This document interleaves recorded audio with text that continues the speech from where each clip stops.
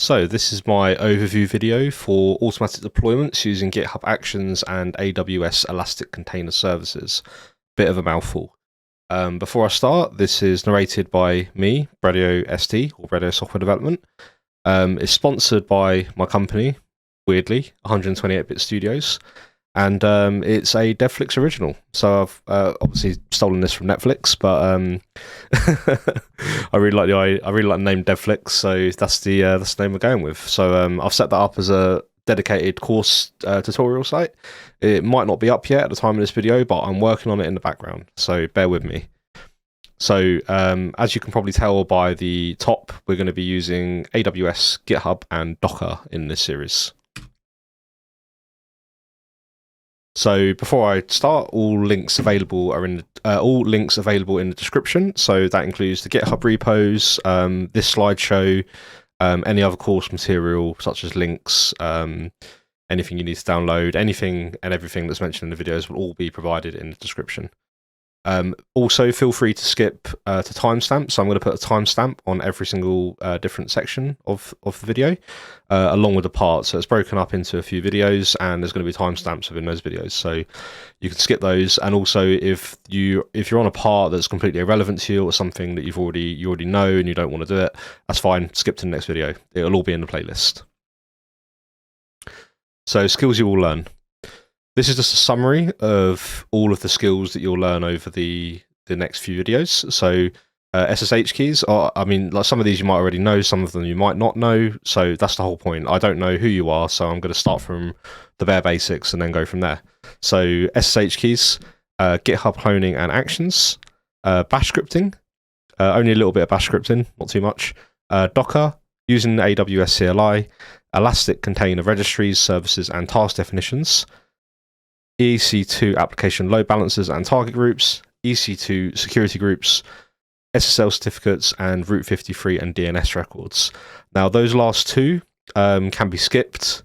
I'm not going to go into setting up domains on AWS because technically you could use any registrar that you wanted to in this series. So you could use DigitalOcean or GoDaddy, and then you could point the DNS to your application load balancer. So the video's broken up into 6 parts. Part 1 you're currently watching. This is an overview video. Part 2, creation of GitHub repo and Docker files. Part 3, creation of Elastic Container Registry and AWS CLI setup. So we will need to initially set up the AWS CLI in order to push the Docker image to the container registry. That's a must. We have to do that. Part 4 is Elastic Container Services creation, including the application load balancer. Part 5 is SSL certificate and DNS in Route 53. Now, as I said, you can skip it, but there might be some parts that are relevant to you if you do want to set this up on another registrar. And then finally, we tie it all together with GitHub Actions and automatic deployments to ECS. So completely hands-free. All you need to do is just run a script locally when you've finished writing an update to your code, and it will just deploy on the web. It's probably worth noting, actually, now that I've mentioned that, this whole series is probably going to be just for like static sites. So if you've got like a really sophisticated application, maybe you've got an API on a mobile app, this might not be for you. You might want to go through a different pipeline method. You might want to really build it out to do all the proper testing and the scripts like that. This is literally just to run and deploy a static website on ECS. That's it. So part 2, we've already done this is part 1, so part 2, the first video. Bit weird, sorry about that. So part 2 goals. The first goal is to set up your SSH keys. Second step is to set up a GitHub repository. We're going to create a Docker file, and we're also going to create a Docker Compose file, but I haven't put that in here because it's an optional. You don't have to do it if you don't want to. And we've got to set up a basic node server with npm. So we're going to be using something called simple server, which is really, really easy. You just type run one command and it runs a server in a folder on a given port on your machine. That's it. And we're going to learn to rebuild Docker containers. So it's one thing building the initial Docker container, but then we're going to have to rebuild it in order to then push it to ECR, so Elastic Container Registry. So part 3, we're going to create the Elastic Container Registry on AWS, set up AWS CLI locally on your machine, and then we're going to write a bash script to build and deploy Docker to the ECR. So this will take everything from the previous video and it will essentially push that into the cloud somehow. Part 4.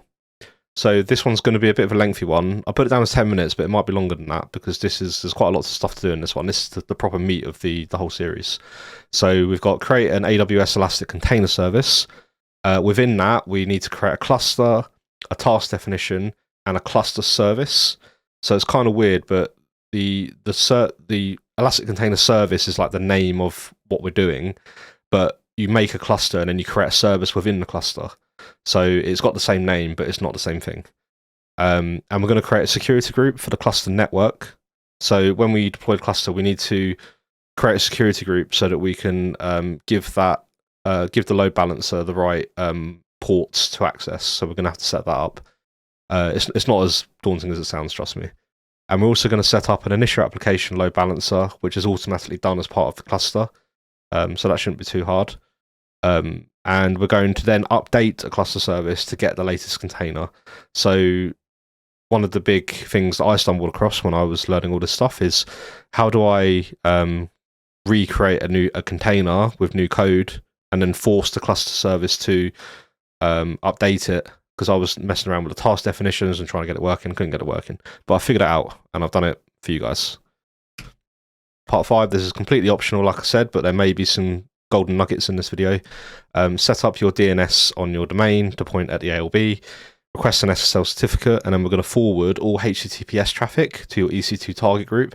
So what normally happens if you don't have an SSL certificate is somebody will go to your website and it won't have a HTTPS, it will have a HTTP, and then it will alert them and give them warning bells and say, no, you can't access this, it's too dangerous.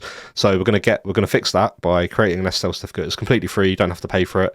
It will last 1 year or 2 years, can't remember, and then it will then forward your HTTP site to HTTPS, and then that will then point to your target group, which will be on port 80.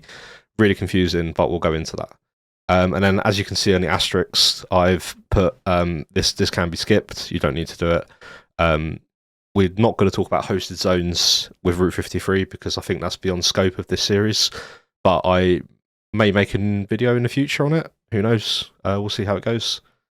And then finally, we have part 6, which is where we're going to tie everything together, and we're going to create a GitHub action step for ECR deployment. So that's the step to build our image in GitHub Actions rather than locally, so that we don't have to do anything. We can literally just push code and it automatically gets built.